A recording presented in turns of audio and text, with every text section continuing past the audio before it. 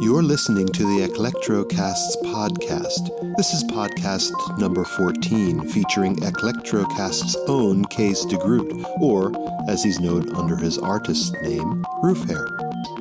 We discussed Roofhare's new release, Atomic Appliance, which is his second album of 2015. As well, we discussed his approach to recording this new music. Hello, and thank you for joining us for another session of Eclectrocasts. This is Jeff, and this is a special Eclectrocast. And this is actually a first on Eclectrocasts in a number of ways. This is the first time that we are having as a guest one of the Eclectrocast hosts. So Kees de Groot is here, and you guys know him as Roofhare.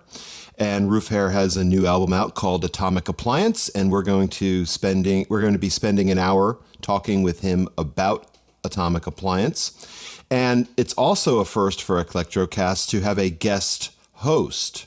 And we have the delightful Kim Rueger. You guys know her as Belly Full of Stars. Hi, Kim. Hi, Jeff. How are you doing? Hello, Kees. Hey, how are you all? We're both doing I'm well. just jumping in. Yeah. No, we thought that Kim was a good person to ask as a guest host, to be a guest host, because she was kind of the midwife of the whole Eclectrocasts idea. She was present at the birth. Yes, right? I was. And she's the godmother, really, of Eclectrocasts in a lot of ways. I like that. So. That'll work. So. Yeah, and you remember, Kim, how quickly it all went all of a sudden, huh? I the did. idea, and we tweeted around a little bit, and all of a sudden it was there. It all happened so fast. It was like getting hit with a truck. I know. Yeah, I think Jeff was kind of stunned by it all because, Kees, you were like, here's the name. Oh, I can get the website. Oh, let's do it. And I was just like, yes, do it. So, yeah. So I guess I was kind of the birth coach, I think is really what I was. The birth coach. Yeah. I was on the sideline rooting for you guys. Oh, it was crazy. But Kees, welcome. And we're really happy to have you as a guest on Eclectrocasts. I'd like to start off with your talking about Atomic Appliance. I know that anybody familiar with most of our guests and our Eclectrocast podcast will know that the majority, if not everybody, who appears on the show has a Bandcamp account and can get the music on Bandcamp. Yes. And Atomic Appliance is no different. So Atomic Appliance, I presume, is available on your Bandcamp page, or is it released by a label? Is it released under a label, or is it your own? I decided to release it myself because I decided to raise money for a charity with it, and I thought if I released it on a label, it would get complicated that way. Mm-hmm. Yeah, I released it on my own Bandcamp site, which is under my artist name, Roofhare. Mm-hmm. Mm-hmm. And we're going to hear more about your charitable approach with this album in a few minutes. Yes. So we're going to want you to talk about that. But could you explain what the concept of Atomic Appliance is? I see you cackling in your studio laboratory, really, while you're making this, and then you open up the gate and open up the door of the Atomic Appliance store or shop on the street, and you open the door and you say, "Come on in." What are you selling out of the Atomic Appliance shop on Main Street there? I'm selling snake oil. No, I'll tell you the story of how I came up with the name, because the name actually of the album came last. You may remember that I made some announcements on Twitter that I was going to call it Bit Winging It. And so fundamentally the album has grown out of my learning to work with the Bitwig Studio DAW, my explorations with that, and my interests in layering and snaking things together musically. But the name of the album came about very late. At a very late moment, I was in Providence with my wife, Suzanne, and we were having some Indian food, and after that we decided to take a stroll. And in that street that we were, there was an appliance store, and it was called Atomic Appliance. And that's where the photo is from. It's from the side of the building with a billboard for the store. And it's one of those really old-fashioned appliance stores where there is hardly any room to walk around. It's just stacked with appliances. And, you know, if you think of these DAWs like Bitwig and Ableton, which are very similar kind of DAWs, which are intended for live performances, but also for recording music in the studio, there are a lot of tools in there, a lot of different tools. It offers more tools than instruments. So what I mean by that is the tools like the way to layer and package your music and to stack it and to chain it and to sequence it. And so I thought the store name was a wonderful metaphor for my explorations. And you know, the idea of the word atomic harks back to the 1950s and 60s, doesn't it? It does. You know, which was a sort of I'm kind of living in a similar time where a lot of things are based in politics of fear, if you will. You know, people who are of my parents' generation were taught to hide under school benches, you know, in case of an atomic attack. People would make their own fallout shelters also in the late 50s. So I thought it was kind of interesting as a title to sort of have this double meaning. So no, it is not my atomic woodshed where where I go and lock myself. I work from one of the bedrooms upstairs, so it is not atomic by any means. You know, it's interesting because when I was thinking about, and we'll get into this further when we get into the specific songs that we're going to play here on the show, but listening to the 3 songs that have the Atomic Appliance name in them, there were things that I heard in there that reminded me of especially like science fiction films during that time where there was so much emphasis on technology and new technology. They'd have walls of fake computers back there and you'd have all kinds of sound effects about that. And I felt like I heard some of those sounds in your songs. And I don't know if that was on purpose or if I was just kind of that word atomic really had gotten into my head and placed myself in that time period. But some of those sounds kind of reminded me of those old science fiction films where they were really coming to grips with technology at the time, and you were seeing that in films, TV, and the fiction of that time. Well, you know, one of the things that a lot of those tracks is that I assign particular parameters to knobs, to MIDI knobs. So there is actually not a lot of keyboard touching. That's very minimal. There's a lot of manipulation of arpeggios, particularly the time signature of the arpeggios.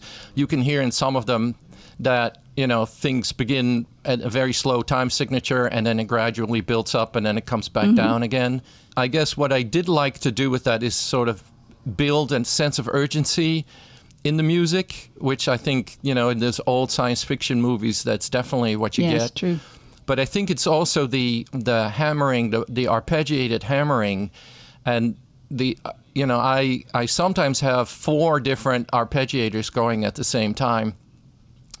So I also link the time signature of one with the other in a mathematically patterned way. I do the same thing with delays. So, for example, I may have a double delay, like a ping pong delay. And usually they have little squares with the numbers 1 through 16. So I may have one of 2 to 4, and the other one I have 5 to 3. But I'll then have the 5 on the left channel and the 3 on the right, where the 2 is on the left channel and the 4 is on the right. And that's how you get very interesting and sometimes very urgent syncopation in the delay. But then, you know, I have to give a lot of credit to Jeff for this because he got me thinking this way quite some time ago by layering different registers of the track or of the melody that I'm making is to take the higher notes and have those played by a different instrument than the middle notes and then the low notes. Now, in these DAWs, you can filter out the frequencies. There's like these filters that separate a particular instrument in low, middle, and high frequencies.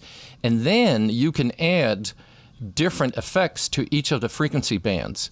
That really exploded my mind. I thought that was the coolest thing. So, for example, if there is a drum part, I can separate out the low kick, and I can put a particular repeating delay on that. Yeah. A disappearing delay. But then on the hi-hats, I can put a reverb on that really emphasizes the sort of the hissing of the hi-hat. And then in the middle part, I may put like a rotating effect. Right. And that just is, and that's what you're listening to. In case this is a tool in Bitwig that you do all this with?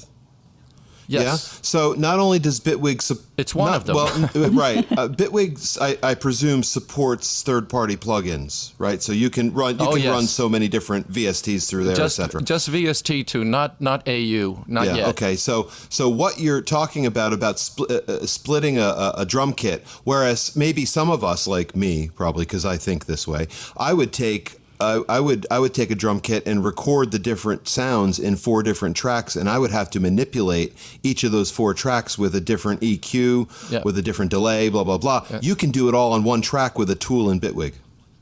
Yes, and so they call that containers. So they have a variety of containers, and that is one of them. And so containers, for example, are layer containers. And the one I was just talking about is called a multi-band container. Right. And so in the multi-band container, I can take one instrument and separate out by frequencies and then add effects to each frequency band. And I can set where I want the frequency so you can do that with a multi-band compressor, but this is just taking one step up, Kim. You've done that. I know all that kind of stuff. Yeah, that's exactly what I was thinking. Is it separates the frequencies in the same way, and I expect that you can actually adjust where the frequency levels intertwine and cross over. Yeah. Yes. Yes, you can set your crossovers. Yeah, absolutely.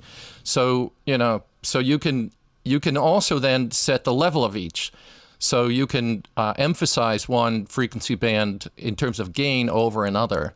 So if I want really like to have high frequency with a particular effect, if I really want that to pop, then I just turn up the gain for that, or I turn the gain for the other frequency bands down. So these are just stunning instruments. And so my album is really a reflection of sort of my joyful explorations, my discoveries of what you can do with these tools.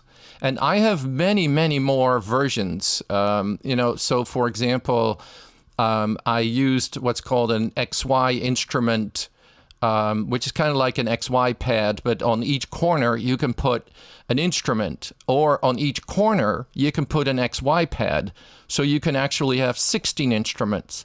And then on each corner where there is one XY pad, you could put 4 XY pads in that. So you get 16 to the power 2. It's exponential. Yeah. Now, I wouldn't recommend that because it gets extremely crazy that way. Unless that's what you're going for. But if you go for crazy. Chaos, yeah. But what I learned early on is that if you use these containers in a serial, so one in a serial chain, they start to compete with each other. One will want to control the other one because the sound comes out of one, but the sound is controlled by 4 different instruments. And now you're putting that into another XY pad that wants to be controlled by another 4. Right. So so that's when I started to think more that parallel, or the XY configuration that I just talked about is more like a spider, right? If you think of it as a 4-legged spider, and at every end of every leg, I could put another 4-legged spider, and so on. So then the sound comes in through the first spider's body and then goes through all 4 legs and then gets processed. Now, I do notice that you need powerful processor in your computer because there is a limit to that, and particularly if you use very CPU-hungry plugins, you have to go and set your sample size way above 512 is what I usually have. And so you're taxing your processor. But theoretically, there is no end to it. And to me, that's an exciting prospect. Yeah.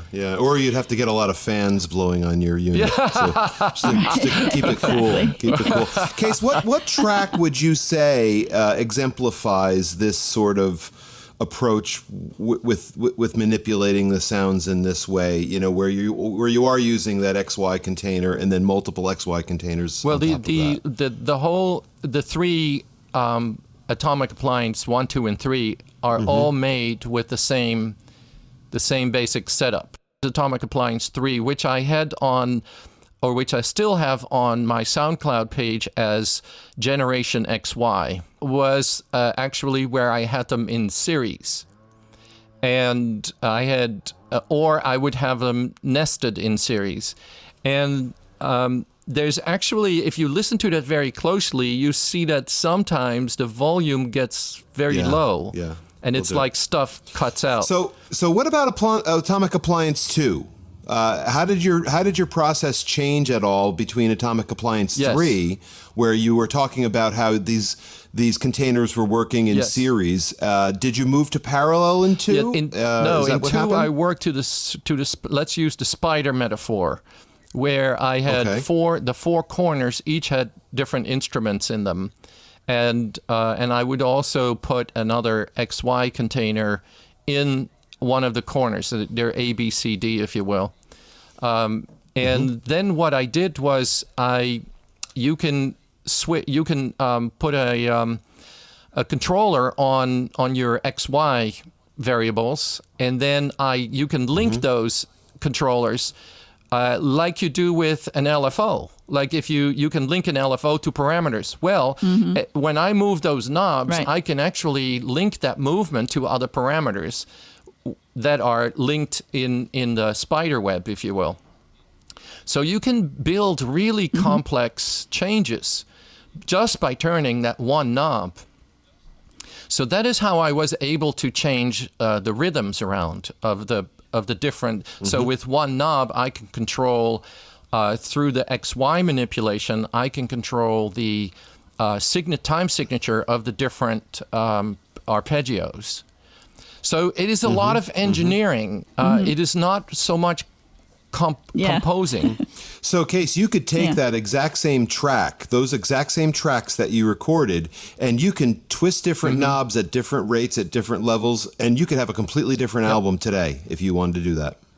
Yes. And so Atomic Appliance 1, 2, and 3 are exactly an example of using the exact same setup and working with it differently. Emphasizing different aspects of the setup. And it is infinite. I could make 20 albums with it. Not that I'm going to do that because I have way too many other things that I'm interested in. It is, mathematically speaking, it is infinite because of the way the XY pad is. There's infinite many coordinates there that you can set up. So it is non-ending. All of this talking about this and your technique, and it also reminds me, it brings me all back to the title of it, because a mentality of the time of the early atomic age was machines in control. The machines are dictating what's going on in our lives. And it's interesting because I know that you just happened upon the Atomic Appliance store, and that became kind of your theory there. But everything you're talking about, to me, leans back to the feeling of that time, that feeling that the machine is in control. You may be manipulating it, but you're letting it do its thing. It's kind of living its own life in your music. Yeah. Yes. Absolutely. Yes, it's kind of like Sarah Schonert would probably think of it more as being the puppet master. Right. and moving the lips. It's the maestro of math manipulation, I think, is what's going on. Absolutely. I had to get that in there. Let's hear Atomic Appliance 2. This is, we're talking with Kees de Groot. You guys know him as Roofhare. You guys probably have heard his new album, Atomic Appliance. And we've just been talking about Atomic Appliance 2. And let's hear that now on Eclectrocasts.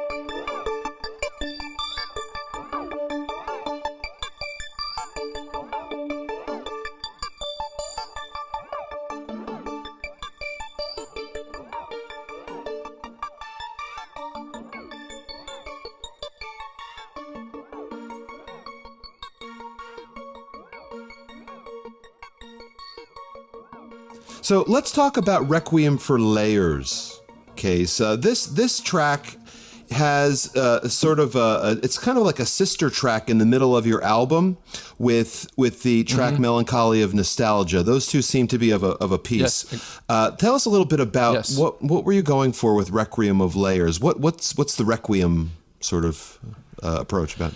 Well, I on my SoundCloud page, I only post tracks that I contribute to groups or that I have done collaboratively.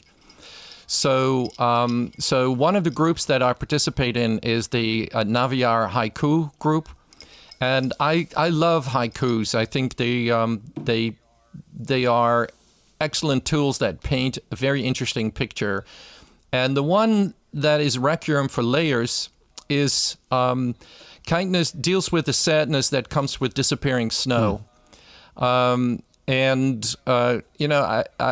don't know if you've ever noticed, but if you have like several snowstorms, one after another, and you start plowing through the snow, you can actually see the layers in which the snow was deposited because they press upon each other, and it causes layering. And so then as it melts, the layers are getting thinner and thinner. And I am a Northern European by birth. And so I like cool weather. I've gotten used to these hot summers in the United States, but I'm in my best element when the weather is cool. Me too.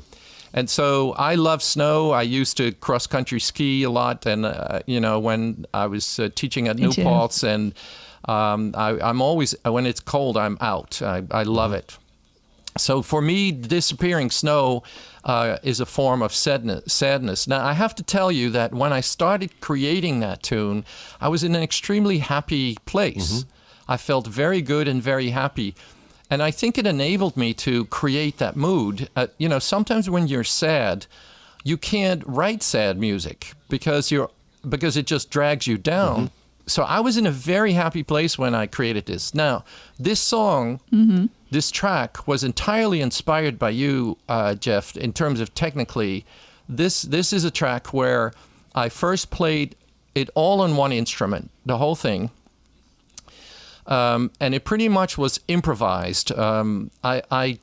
Lately I've been drawn to the keys of B and F. And so I'm not sure if it is in B or F, but it is probably in one of those two.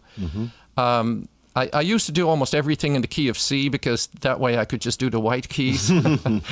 Well, going in B is 360 or 180 degrees turn because now you have all black keys, really. Almost all black, yes. But it's just started to speak to me. Yeah. So Pretty close. So, but then what I did is and this is the beauty of MIDI, I was able to take out the middle and the low notes and put those into 2 other tracks. And so in the low notes, I got this very creamy, deep sub bass that I am absolutely in love with. I would go live with that bass if I could. So and I know, Kim, you did a pre-listen of my album, and you asked me to sort of consider, if the deepness of that was something that I was after, and the answer is yes, because I listened to this track in my car a couple of days ago, and it made my doors rattle, and I think that is when you're deeply sad about something, that's what it feels like. Yeah. It is sadness is a very low tone. It makes you shake, and so I wanted that in there for that reason. And I actually spent a lot of time on finding just the right sub bass for it. But that was done in Ableton. One of the things that I was thinking about when I was considering the song and its meaning, and especially since you were just mentioning that you played it all in with the same sound initially and then split it out and did a different instrumentation to put together the final recording. Yes. It really struck me as something that would be voiced for organ, a big, huge pipe organ. And it was the sustaining, deep bass tones, the very rich, lush voicing. And that, to me, called the memory, the vision of being in church, of being in a place where you would have a mass or a requiem or something like that. So that feeling really came through to me in your music with it. Were you using an organ tone when you first played it in? Just out of curiosity? No. To be honest with you, I think it is the instrument that is in the higher register that I was using first. And I think they're alchemy patches, if I'm not mistaken. But I have to tell you, I grew up in a city called Utrecht in the Netherlands. And it was at one point a religious center of Europe. And so in the very old center, there are 7 huge main churches. I'm not a religious person. I'm not affiliated with any religion, but in some of these churches, they would have lunch concerts and or Saturday afternoon concerts. And in one of them, there were 2 organs, and they would always do Baroque. So the 2 organs were opposed. They were the players were opposing each other. And that's kind of the idea of Baroque, is the 2 melodies that come together and then drift apart. And this is where I learned I did learn the appreciation for those kinds of instruments by going to those kind of free concerts. I have to tell you that Jeff uses a lot of pads in his music, and he's a master at using them. I always was a little afraid of using pads because it can get very convoluted very quickly with using pads. You can get a lot of frequencies that clash and a lot of muddiness. You have to have really clear, clean, crisp pads, or it could get out of hand. Right. Yeah. And so when Jeff suggested to split out the registers and use different instruments, that just opened a whole new world for me. And that also got me to look at the Bitwig containers and those kinds of tools in a very different way. So I really owe a tremendous debt of gratitude to Jeff. It really changed a lot of my thinking about music. Well, thank you, Kees. I appreciate that. And, once again, we're getting back to that idea of the machine really playing a big part in it. These arrangements that really can only be done or articulated, with MIDI, with the instrumentation that you have now. Just, putting that in there. Well, no, and for me, that has a lot to do with abandoning the guitar on this album and sort of committing myself to using the keys, which I've never learned to play piano. So everything I do is self-taught. It's my own exploration. So this album is all or except for the one track Tennis in Net, is all key based. And the one that I'm most proud of is a title or a track called The Flues, and that is basically a play on words. It's a blues track, and it's in F. So I called it The Flues rather than call it a blues in F. So you weren't feeling badly. You weren't coming down with a cold or any kind of fever. But I like to play with words, as you must have noticed. So right. But I played entirely on the keys, and I'm very proud of that. That was something that I practiced for a very long time before I dared recording it. And I had to, the wonderful thing with MIDI is that you can make some corrections. So I had to move a couple of notes in the right place, but not a whole lot. But that is actually something that I could play live. Most of everything else I improvise, and if somebody would ask me to perform and play my music live, I would die. I would absolutely. It would be completely different. Yeah. Yes, it would be. It would be a new creation. Yeah. Well, why don't we hear the track Requiem for Layers, and then maybe we can throw the Flues in there real quick. How's that? All right, so this is from Roofhare's new album, Atomic Appliance, available on Bandcamp. And this is a track called Requiem for Layers on Eclectrocasts.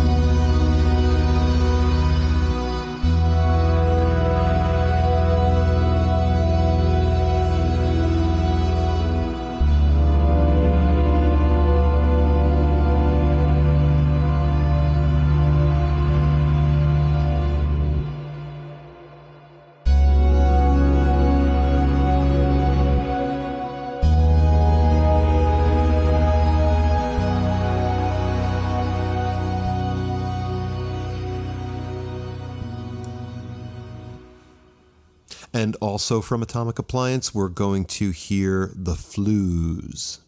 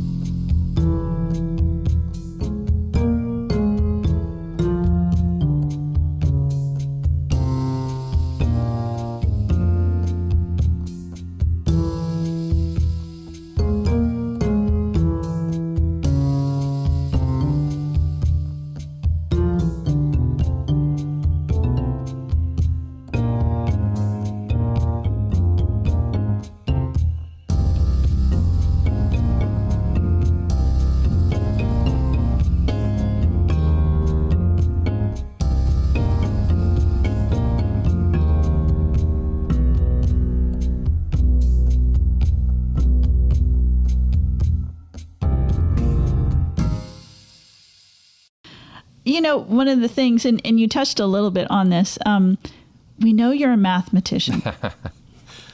And we know that you love rhythms and you love playing with the numbers and you love playing with the parameters. You've already talked a little bit about that. How much do you think that math background really inspires you and plays into your music? Does it come there consciously all the time, or is it just kind of sitting in the background and then you end up playing with different rhythms and different permutations and it comes out that way, or is it a conscious effort? No, not at all. Music for me is inside me, and so it's almost always what I create is playful, and but then I find the patterns in them afterward, and then I may say, "Wait a minute, this is interesting," and then I go build on that.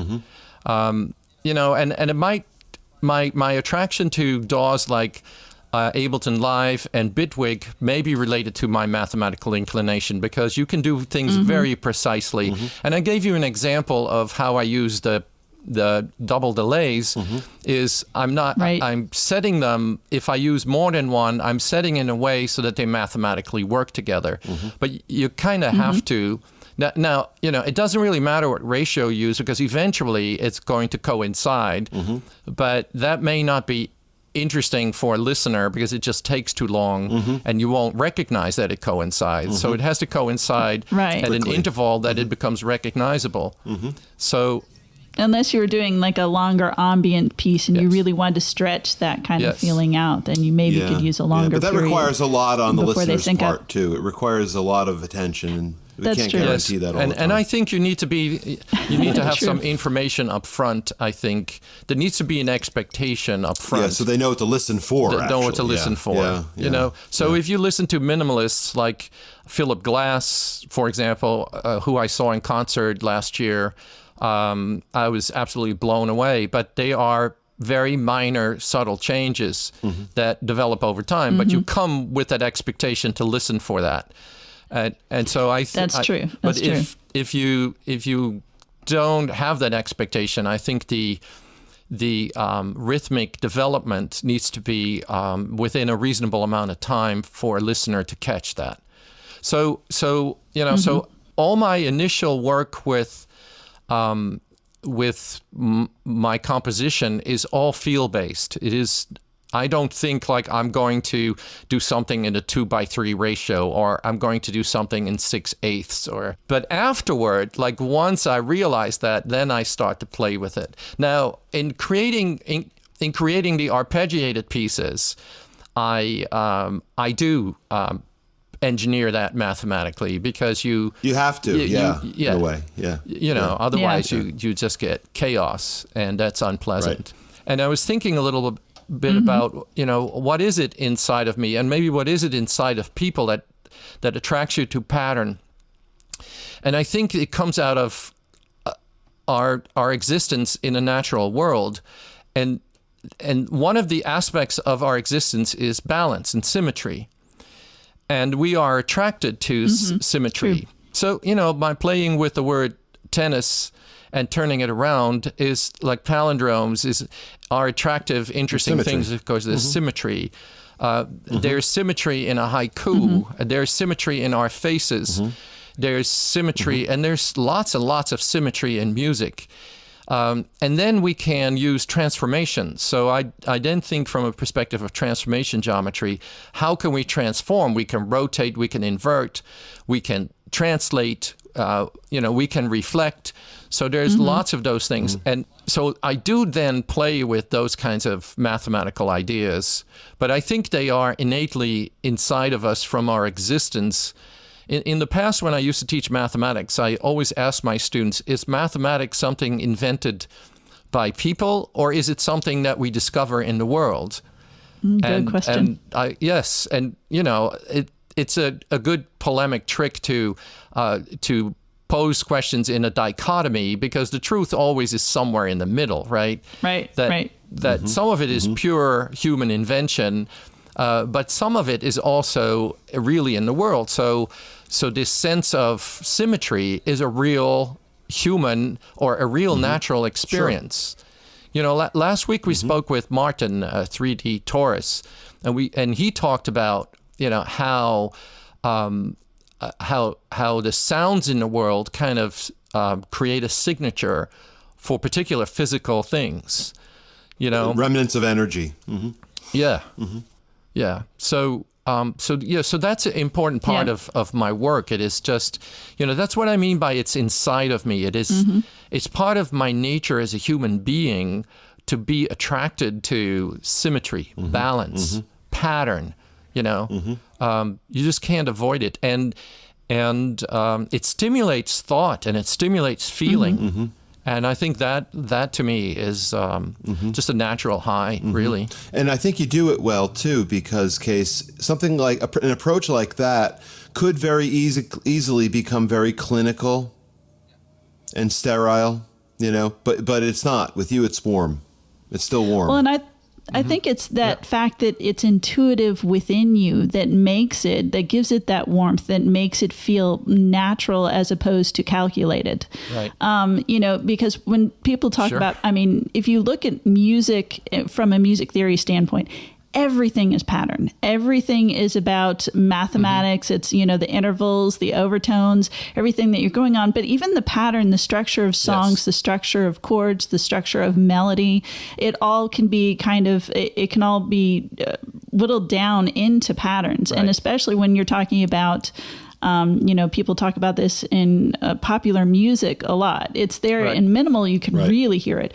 But in popular music, you have, verse, chorus, different sections, but it's that repeating elements, coming back to the same elements or recalling it, that usually is what catches people's ears about it. So, and all these things, I think, if you ask the average listener who's not into music theory or not into mathematics in particular, they'd have to kind of think about it. It's all intuitive to them, but they still hear it. They still feel it.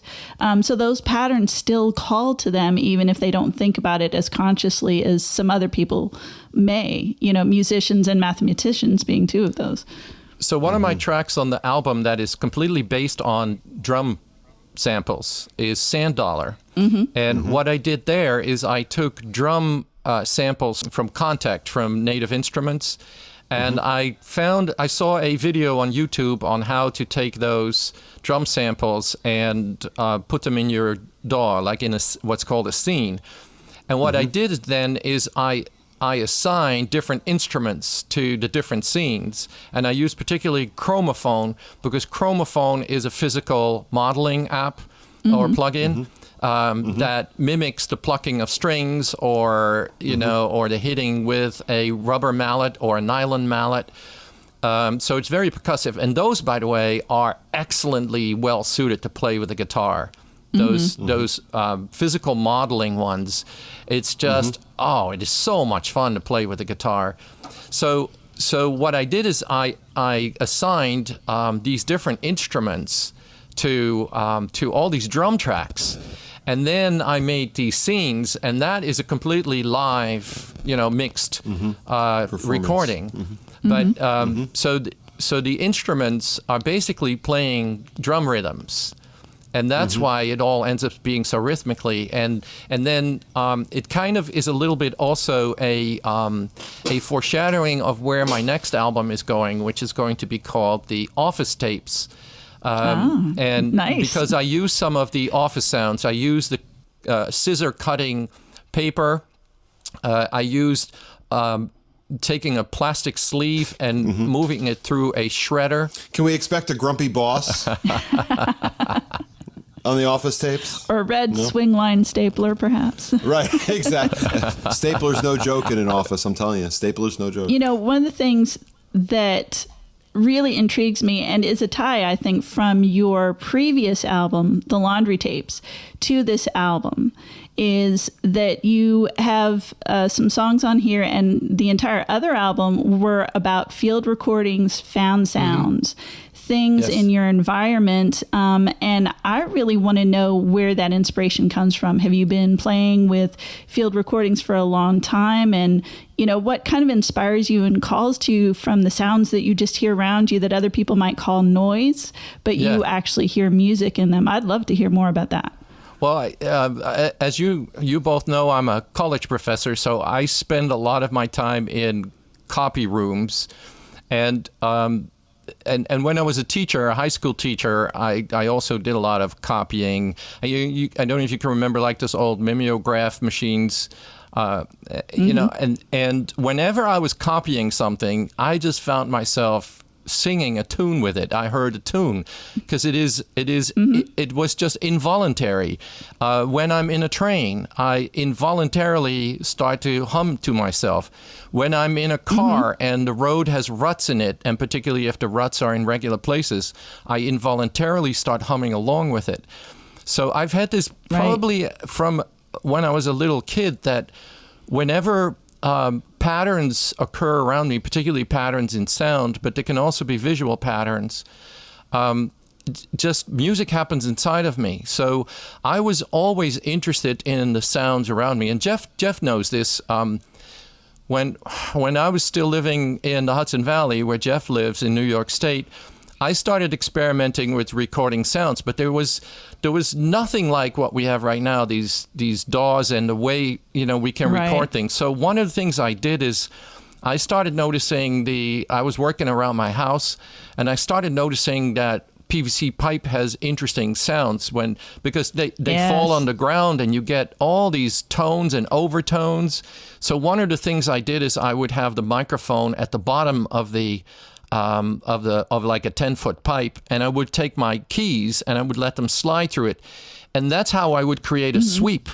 You know how you get like a Well, I used to do that by putting a microphone at the bottom of a PVC pipe and let my keys fall through it, and it made for a beautiful sweep.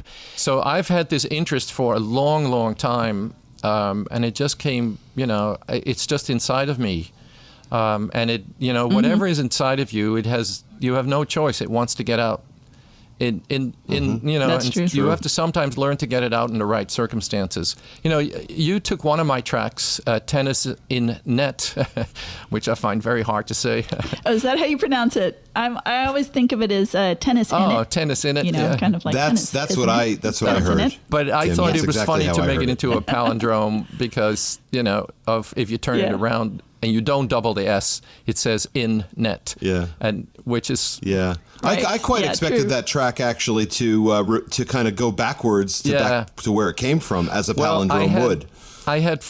You missed an opportunity there, Groot. I had actually. He'll do it in the. I had shared remix.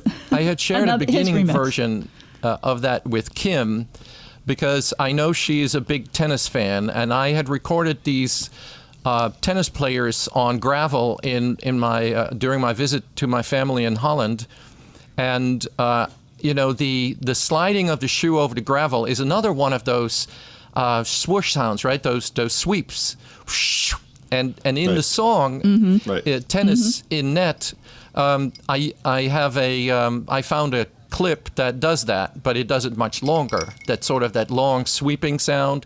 And that also accelerates the beat a little bit at the end of that. So my idea was really to mimic that, you know, that sliding towards a ball and then hit it, but in sort of a slow motion way. So but I had shared this track with Kim because I enjoyed the rhythmic aspect of it, and I thought it would be kind of fun for her to do something with it, and she did, and she did some wonderful things with it, some really awesome 2-to-3 ratio syncopation, which absolutely made me drool. I was just, and dance. It was just really, really cool. Thank you.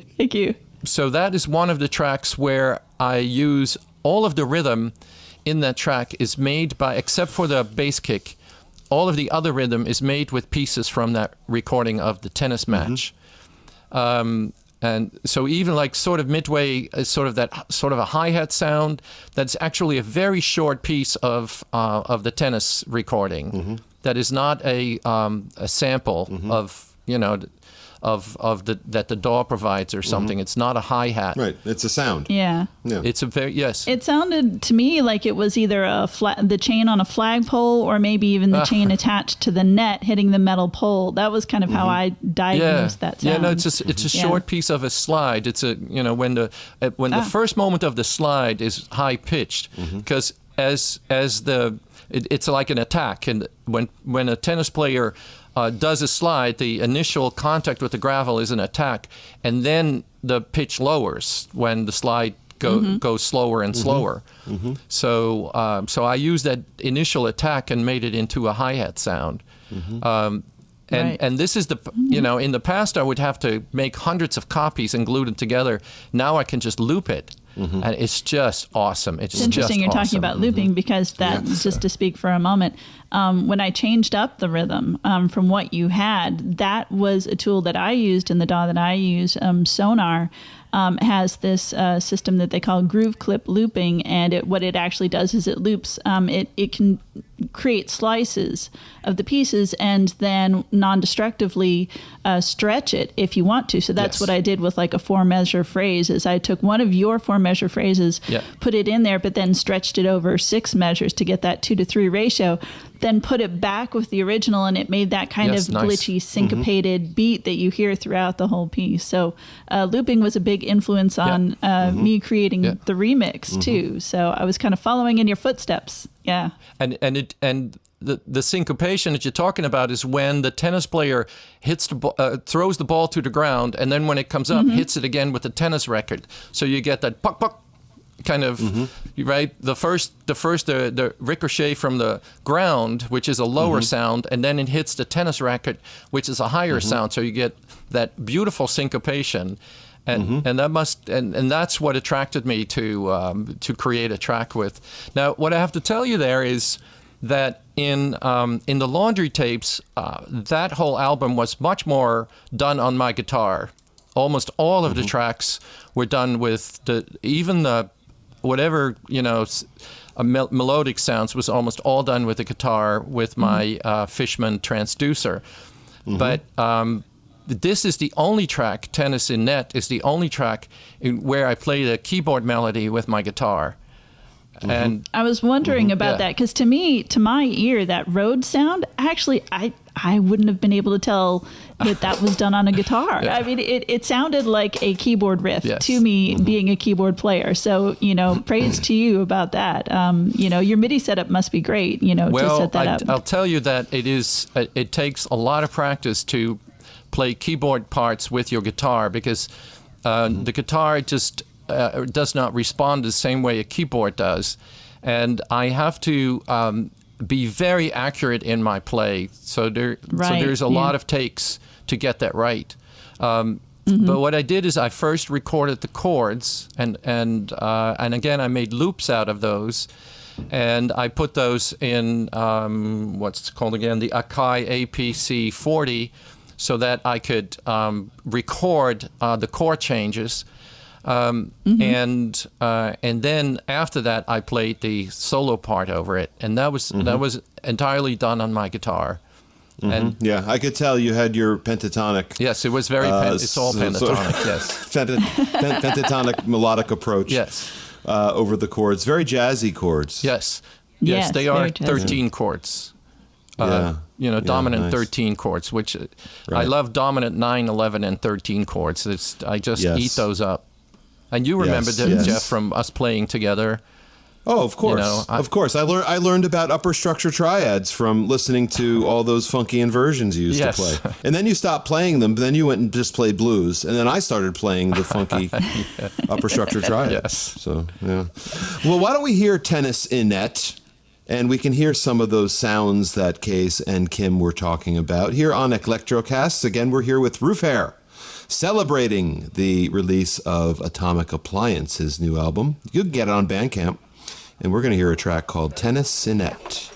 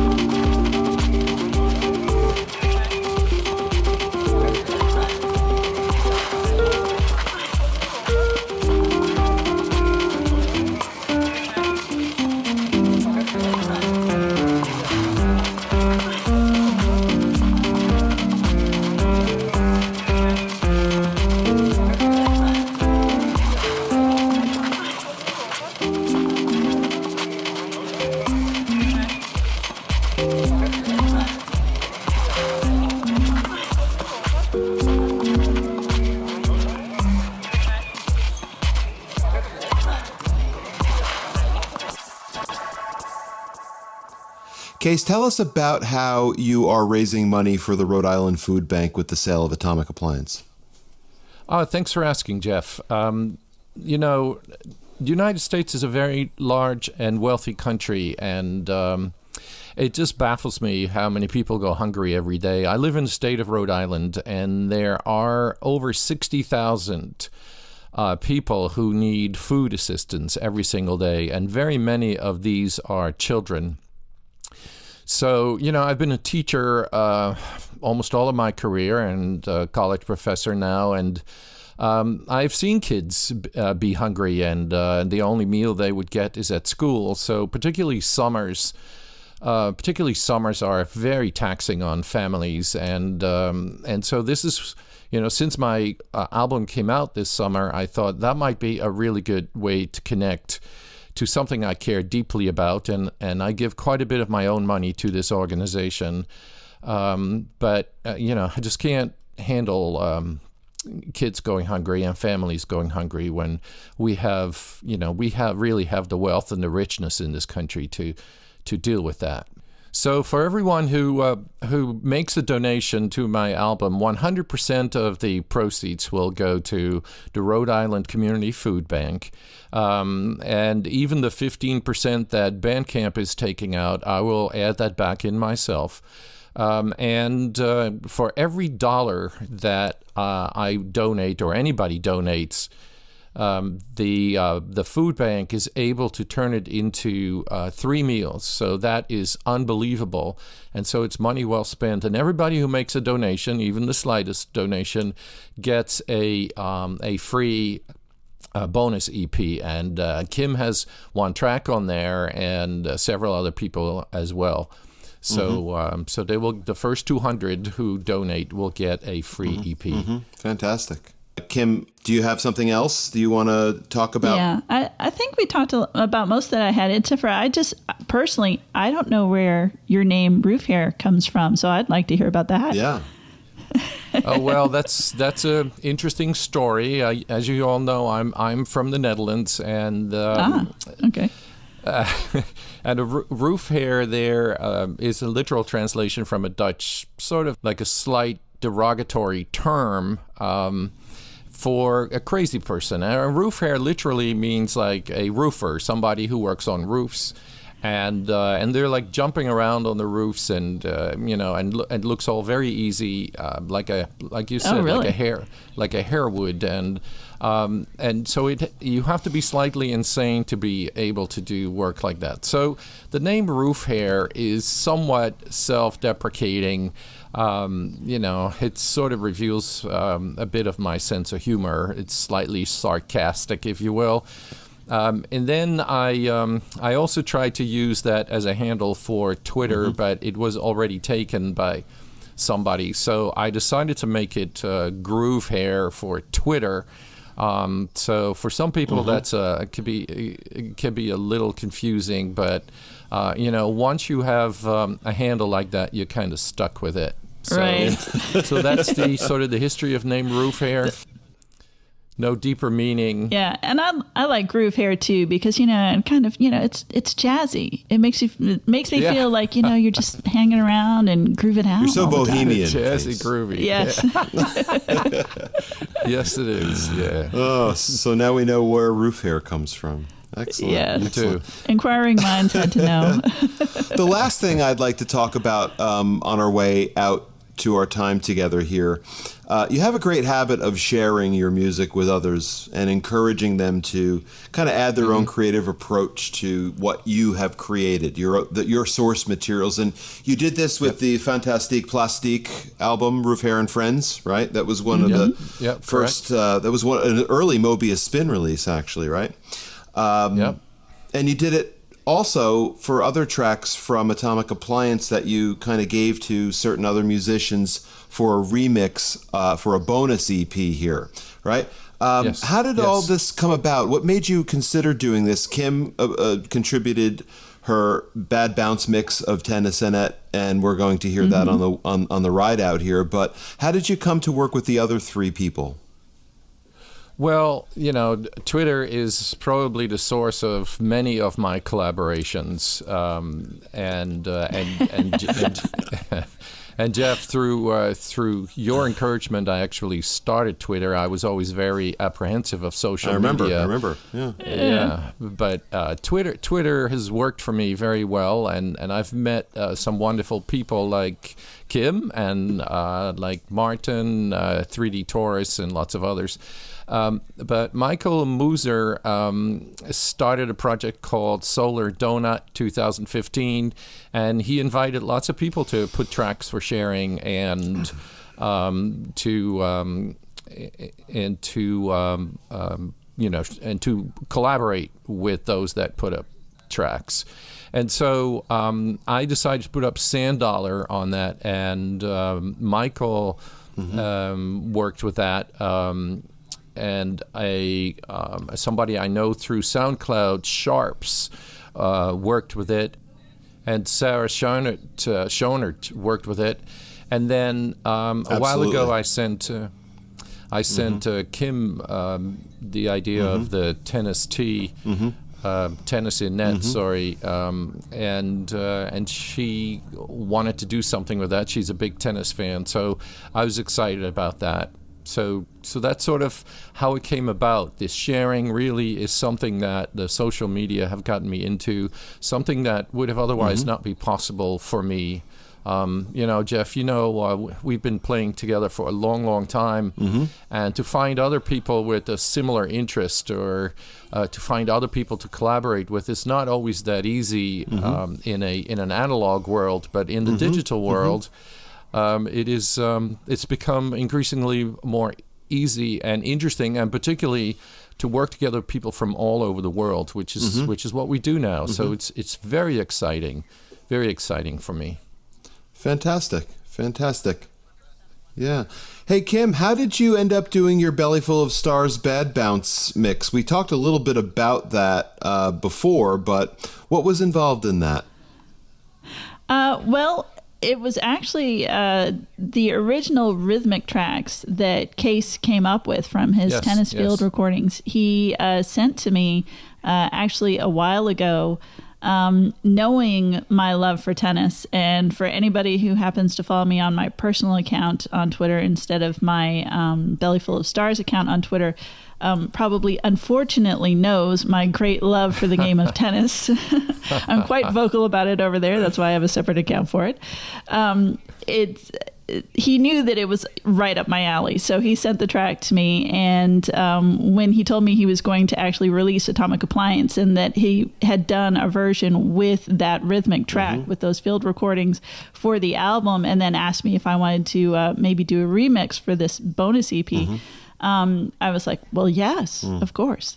And it was just a ton of fun. And I really, as I was talking about a little bit earlier, played off of his idea of the syncopated rhythm and then tried to take it another couple of steps. And doing that, using the groove clip looping tool in Sonar, in the DAW that I use, and creating a little bit more of a hitch glitch, kind of almost tribal rhythm, I think, kind of came out of it. Yeah, and a lot of that was just playing with the sounds and seeing what would kind of happen. It was really about taking a big chaotic sound and then picking out the pieces of pattern that happened when I had put that 2-to-3 ratio together. If I had taken 4 other measures out of that, the rhythm just wasn't going to work. Yep. But I kind of listened and waited for those patterns to emerge. So it's kind of, again, hearkening back to some of the things you were talking about, Kees, about what you love about found sound and field recordings, how the patterns emerge to you. That's really kind of what I did with the remix. And then everything else kind of played upon it. The sound that you hear that does the melodies in there is actually an overtone in the background of your rhythmic track that when I put together what I call the chorus section, the second kind of beat section, really stuck out to me. And I tried to find a synth patch that, was going to match that or enhance that, and it just didn't work. And then I took it into Iris and isolated that one little overtone. Oh, nice. And then that key mapped over everything and became that kind of higher, mid-high kind of tone range organ sound that you hear creating the melodies in there. So your found sound is actually the melody created, that pad right there. Fantastic. Oh, that's really cool. Yeah, exactly. It was all in there. I think the only thing that I used that was a separate instrument is the kick drum that you hear in the beginning. But I actually played that with the track, the rhythm track I created with your found sounds, and then imitated it on another patch so that I could isolate that kick drum coming out. Oh, but that's the only instrument on there. Everything else comes from your original track, picking out little pieces of found sounds and then processing them. Yeah, so everything came from you, really. Oh, wonderful. It's amazing. I'm honored. It did. That's amazing. That's bad. That's bad. It's bouncy bad. Yeah. Yeah. So we're going to ride out on our conversation with Roofhare with a Belly Full of Stars, bad bounce mix of Tennessonette. Kees, I've enjoyed talking to you for the last hour. Kim, I'm so happy that you were our guest host at Eclectrocasts. I enjoyed Awesome. it completely. Oh my gosh, I couldn't have done it on my great. own. So it was great. But so Kees, thank you very much. Good luck with the album, and we enjoy it. I enjoy it a lot. I know Kim does too, and we've enjoyed talking to you. So This has been great for me. It's been nice sitting on the other side for a change. Thank you. yeah, So good. of course. So thanks everybody for listening to this installment of Eclectrocasts. We're going to take the way out here with Belly Full of Stars, bad bounce mix of Roofhare's Tennessonette, available on a bonus EP if you buy Atomic Appliance now at Bandcamp. So take care. Thank you. Bye, guys. Be good. Bye. Bye-bye.